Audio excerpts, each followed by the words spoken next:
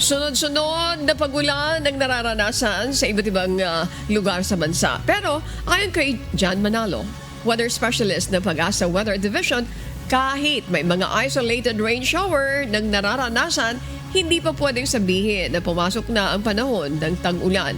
Ayon kay Manalo, sa ikatlong linggo ng Mayo hanggang sa unang linggo ng Hunyo pa, maasahan ang onset o ang pasimula ng pag-iral ng southwest monsoon o hanging habagat. Asahan sa nasabing mga panahon ang matitinding pag-ulan sa bansa. Well, sa monitoring natin ngayon ay hindi pa tayo talaga nasa onset period.